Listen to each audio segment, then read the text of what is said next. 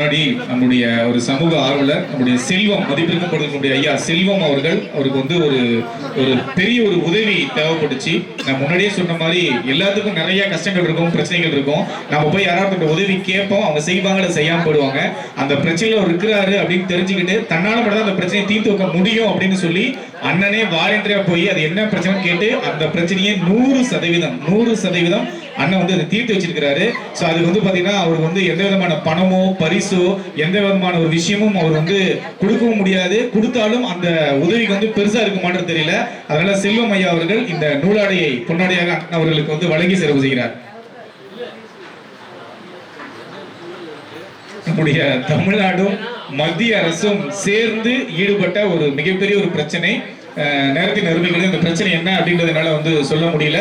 இருந்தாலும் உதவி அப்படின்னு கேட்கறதுக்கு முன்னாடி அண்ணன் முன்னாடி ஓடி போய் நின்று உதவி செஞ்சாரு. சோ நம்ம செல்வம் அவர்கள் தன்னுடைய திருக்கரங்களால் அண்ணனுக்கு வந்து இந்த மிகப்பெரிய ஒரு நன்றியை வார்த்தையா இல்லாம ஒரு இந்த நூலாடை அணிவித்து அந்த நன்றியை காணிக்கையாகணும் அப்படின்னு விரும்புறாரு. நன்றிகள்.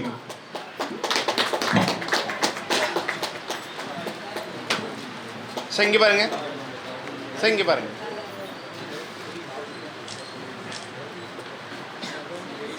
அது குறிப்பா அந்த களஞ்சியம் அறக்கட்டளை பத்தி சொல்லணும் அப்படின்னு சொன்னா மேக்சிமம் வந்து ஒரு 20 வயசு, ஒரு 24, ஒரு 25, ஒரு 27 வயசுக்கு மேல பாத்தீங்கன்னா நம்ம பொண்ணுக்கோ பையனுக்கோ வந்து நம்ம வரன் பார்க்க ஆரம்பிப்போம். நிறைய பேர் கிட்டத்தட்ட ஒரு 4000 5000 ஜாதகம் பார்த்தீங்கன்னா இது வரைக்கும் களஞ்சியம் அறக்கட்டளையில் வந்து ஜாதகத்தை வந்து பதிவு பண்ணியிருக்காங்க. இதுல என்னன்னா இலவசமா பண்றாங்க. இன்னைக்கு திருமணம் செஞ்சு வைக்கின்ற பேர்ல இன்னைக்கு பல கோடி ரூபாய் பாத்தீங்கன்னா வந்து அதுக்கு வந்து கட்டணமா வசூலிக்கிறாங்க.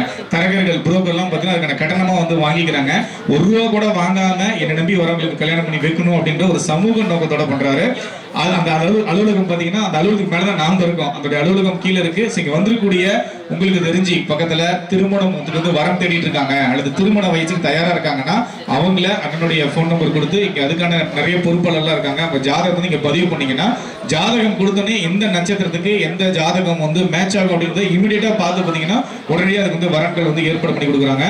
எல்லா விஷயத்தையோட சிறப்பான ஒரு விஷயம் என்ன அப்படின்னு கேட்டீங்கன்னா ஜாதகத்தை பதிவு பண்ணக்குள்ள அந்த பெண்ணுக்கோ அந்த ஆணுக்கோ ஒரு 30 வயசு 32 வயசு 35 வயசு கிட்டத்தட்ட 40 வயசுக்கு பக்கத்துல அவங்க இருக்கிறாங்க அப்படின்னா முதல் ப்ரிஃபரன்ஸ் அவங்களுக்கு தான்.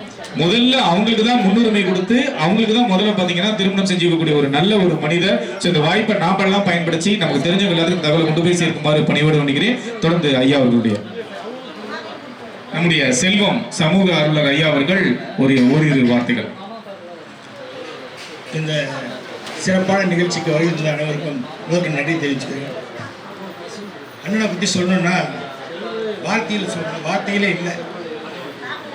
அதாவது ஒரு மாநில அரசு மத்திய அரசு கூட கிட்டத்தட்ட 7 வருஷமா நான் போராடிட்டேன். அந்த போராட்டத்தை ஒரு முடிவு கொண்டு வந்து எனக்கு ஒரு பெரிய மாபெரும் உதவி, என் வாழ்நாளில் மறக்க முடியாத ஒரு உதவி. இந்த உதவியை வேற யாராலையும் செய்ய முடியாது, அண்ணன் ஒருத்தரால் தான் முடியும். அதுக்காக என்னுடைய வாழ்நாள் முழுக்க அவருக்கு நன்றி கடப்பட்டிருக்கேன். அவ்வளோ பெரிய நிகழ்வு, அதாவது ஜீவமரண போராட்டம். அந்த போராட்டத்தில் என்னை உயிர் பிச்சை கொடுத்த மாதிரி அவர். இந்த நன்றியை நான் வாழ்நாள் முழுக்க மறக்க முடியாது.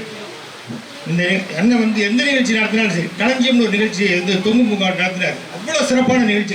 இந்த நிகழ்ச்சியை வேற யாராலையும் அந்த மாதிரி நடத்த முடியாது. அவ்வளோ ஒரு சிறப்பான நிகழ்ச்சி. இந்த நிகழ்ச்சியில் நான் பங்கு கொண்டதுக்கு எனக்கு ரொம்ப பெருமையாக இருக்குது. அண்ணனுடைய நிகழ்ச்சிகளுக்கு அத்தனையும் சிறப்பாக இருக்கணும். ஒரு நீண்ட ஆயுளை கொடுத்த ஆண்டவன் வந்து நல்ல ஆயுளை கொடுக்கணும்னு நான் மனதார வேண்டிக்கிறேன்.